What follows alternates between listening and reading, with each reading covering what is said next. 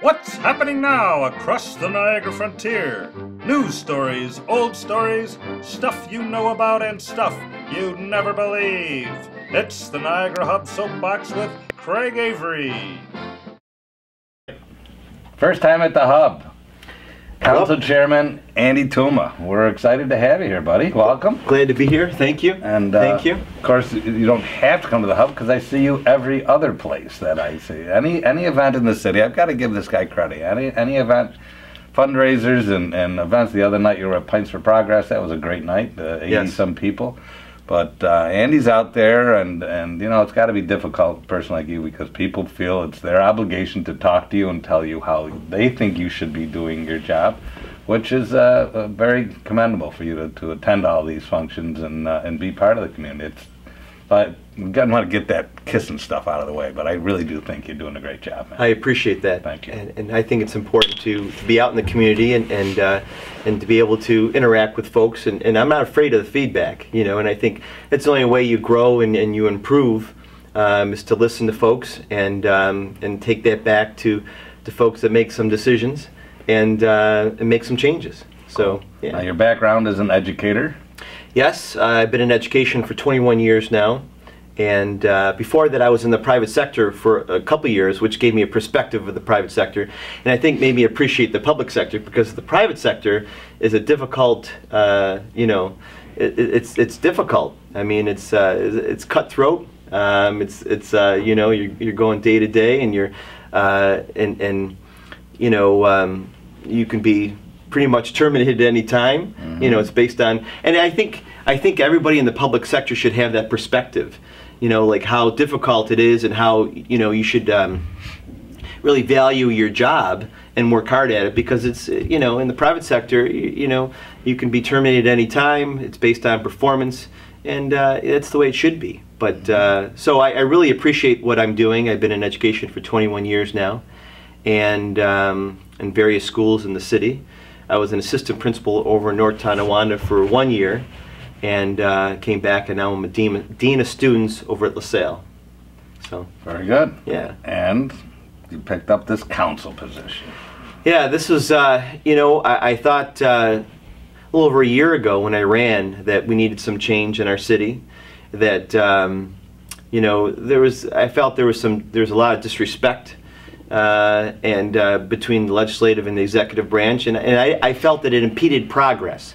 So I thought, you know what, I approached my wife one day and I said, gee, you know, I never thought about running, but I think I need to do something here and jump in and see if I can make a difference.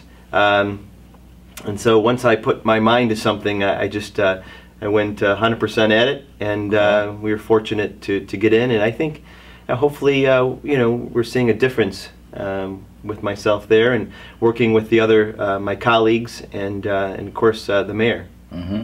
Great. What are you most proud of right now? What are we doing? City's moving in some directions and not moving in others. What's well, you know, what do you think of when you wake up in the morning? I think of you know, progress. You know, what can we do differently today to make the city better? And I think, you know, for the most part, people are from DBW working on the ground to people at City Hall. People are working hard to see the city move forward. They really are.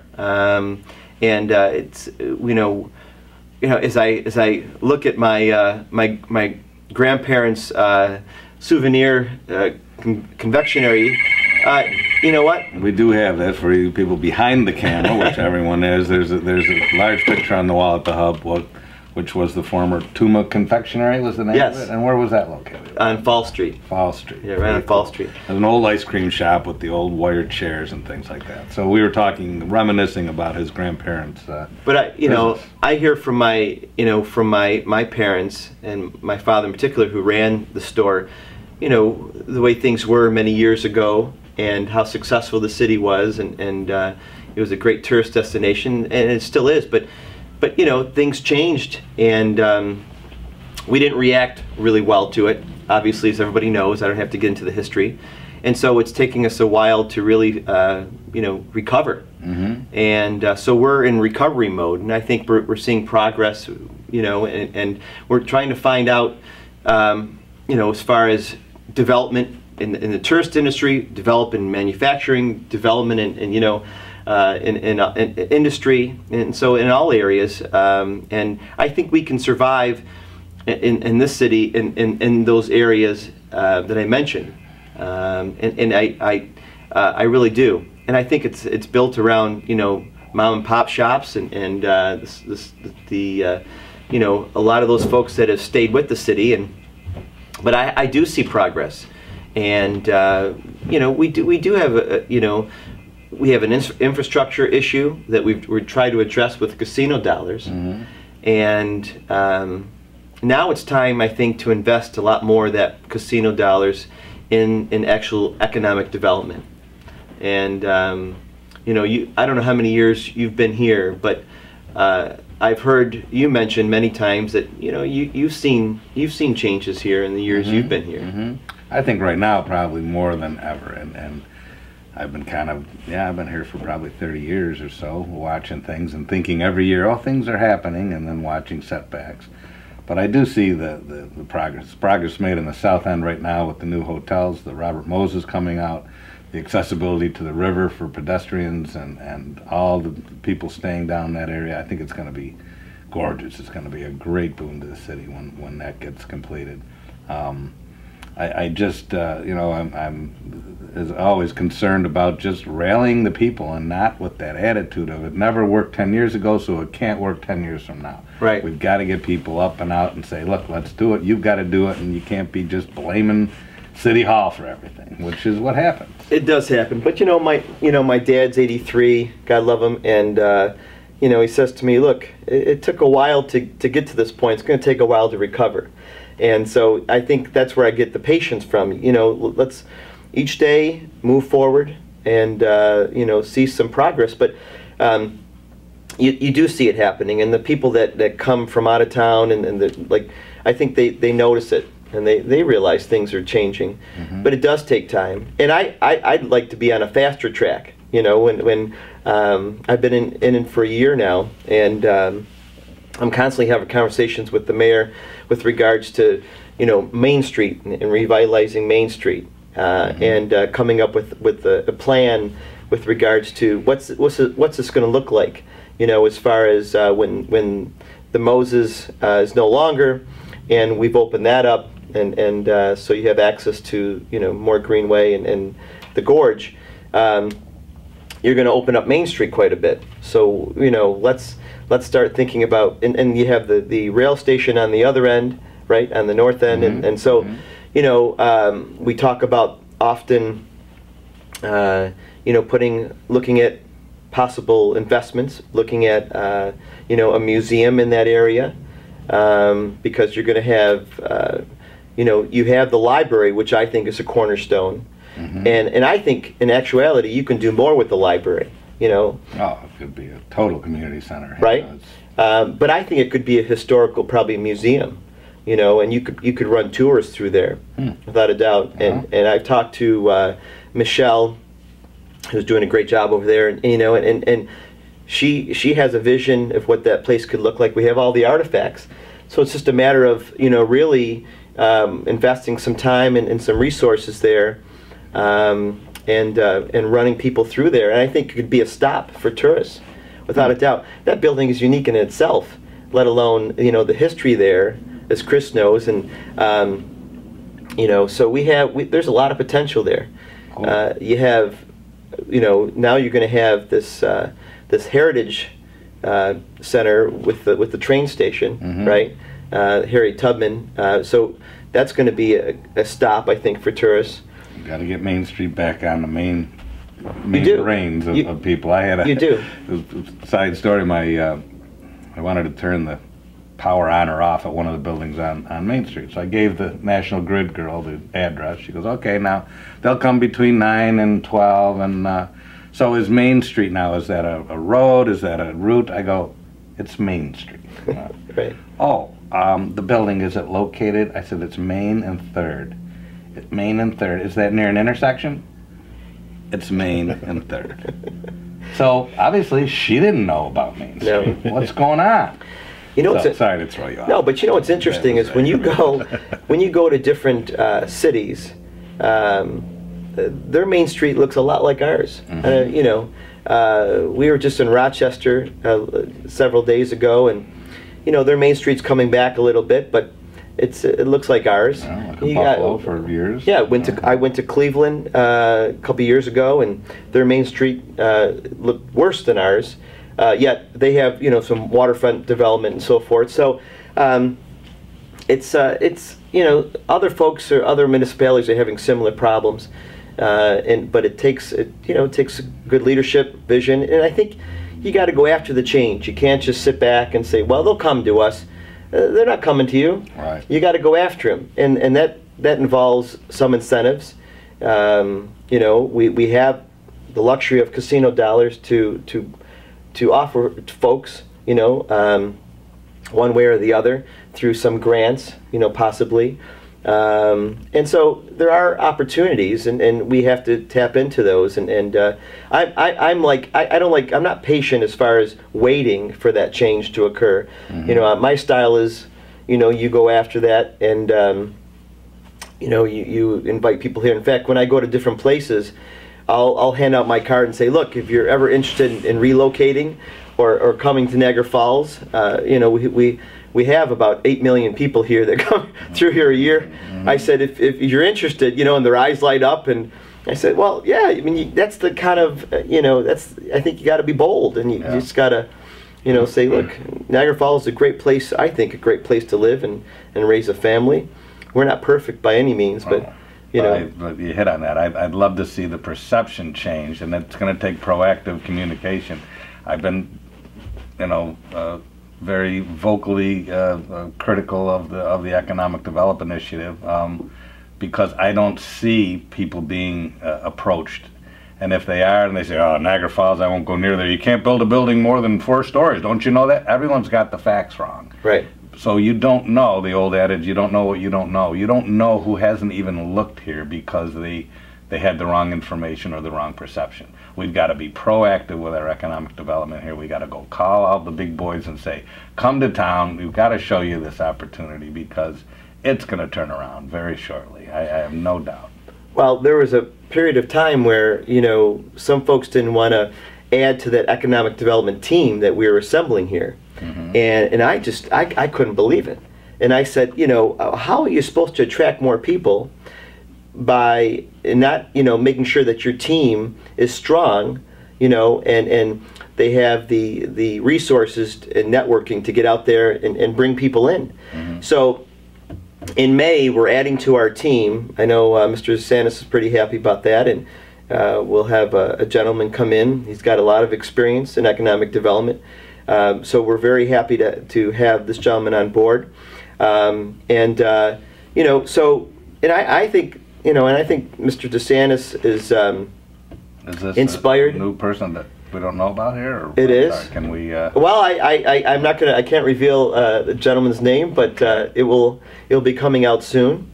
But he's got a TV celebrity running for president or anything like that? No, I don't. To come in and help us with that stuff here? That would be cool. Yeah, but this gentleman has got he's got a lot of contacts. He's, you know, right, cool. Yeah, so he's and so we're very you know, and I think he's worked with the governor's team and done some things with the governor. I can say that. So. You know, so when I knew that, and I knew that ahead of time, in fact, a lot of council members knew that, I was, you know, concerned that we wouldn't save this position, and we need to make sure we had that position because, you know, we just had 2 people retire from that, you know, from that group, so we certainly need more people in. So you need to have a team assembled. You need to go after the change, like you said, be proactive. I agree with you. It would drive me crazy, I think, if I was you know, a developer here or business person, and you know, saying, look, what are you doing to bring more folks here? You know, it would be good for my business, be good for other businesses. We need to, you know, we need to step it up, and right. You know, so I think the mayor realizes now's the time. we've been in his ear. I know Councilman Walker, myself especially, about using eminent domain to get those properties back on Main Street. And how long can you wait? Yeah. How long can a guy like Mr. Hutchinson, have to sit there and have business disrupted because we're not, or hurt his business because we're not developing it, quick enough on Main Street. But in order to do eminent domain, you need a big project. You need someone to come in and commit some dollars that says, we can do this, and True. then you can do it. You can't just go take it, right? No, you can't, because I tried. I said, let's just take it. No, slow down, Councilman. They said, you need this kind of plan. I said, all right, well, let's put a plan together, and then we'll take it. But I think once with a car in college, but it didn't work out. But I think, but that's the kind of thing. That's the kind of thinking and conversation you need to have often. And every time we meet, I'm like, well, what's going on with Main Street? Where are we? And I think that maybe has prompted Mr. Hastings to move on this a little bit. And I got, Mr. Hastings, if he's watching, I think he's asking a lot for those parcels. I hope he's willing to negotiate, because we need to negotiate. We need to sit down and make sure that he's profit, making a profit, and then at the same time there's folks coming in here that realize that they can get this property for I think that a decent deal here. If the right people that could do something, it doesn't matter what he's asking. It doesn't mean they would pay anything, but they know that, I don't care if he's asking $40 million, this is what it's worth. So That's the real right. people that want the land, they don't care what the guy's asking. They're going to work a deal, and they're going to negotiate, right? The people that are the tire kickers and all that, he's asking too much, well then good. You wouldn't be the type of person we need here anyway. That's true. So if you got to ask, you shouldn't be there anyway. So Good I point. think the right guy is going to come in and say, here's what it's worth, here's what I'm going to give you, and this is why it's going to work. So let's just get those people looking. Well, instead, what we have is people like that. You say, come on in, look at me. I won't touch Niagara Falls. Are you kidding me? Well, you can touch it now. It's touchable. It is. We've got our suit of armor off, and we're friggin' naked here. Let's get something done. So. Yeah, and I think people on 3rd Street, investors on 3rd Street and others are saying, look, this is the time. Things are better than they ever have been. And I really appreciate them investing in our city, and I think I give them a lot of credit, and I think it's going to be beneficial to them. But I mean, part of that survival for them is marketing. We got to get more traffic flow through there. We got to get people from the hotels to frequent those businesses, and I think that's important as well. And working with those hotels to get people to get down to 3rd Street, where they feel safe. There's proper lighting. There's proper patrols, where they feel safe in those areas. So those are critical, and you know what? We talk about getting people to stay here longer. I mean, that's a major part of this. But don't forget, I think we're working towards that end in the South End, and we have a ways to go. And I cannot believe that we don't have a major museum, down in this area. And you think about, we have the aquarium, but we don't have a museum showcasing our history. No. And it's just a lot of old stuff sitting around, but it's not a museum. It's not a museum. It's not a museum. So there's a lot of potential there, and the Tesla, there's a lot of potential there as well. And maybe if the Tesla's not right on Buffalo Avenue, maybe we push that to Main Street. And I like your idea of the library developing a little more than just because there's plenty of room. And really make that a multi-functional. It's huge. There's tons of possibilities with that building. For sure. Right, for sure. You wouldn't have to go find the building. No, it's already in place. Can I put you on the spot? What's happening with the Y now? There is a contract on the Y? Yeah, last I heard, and I'm pretty sure this is accurate, that the deal with the Y is done.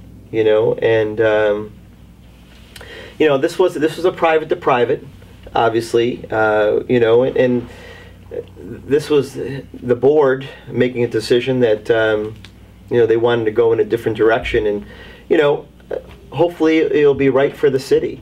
But I think there's a group out there that are concerned, and I understand that. But you know, we as a council tried to get involved and set up a meeting with the Y. We sent a letter, the mayor and I sent a joint letter to Mr. Campbell, and basically, you know, he responded saying, you know, we can meet, but this deal is complete.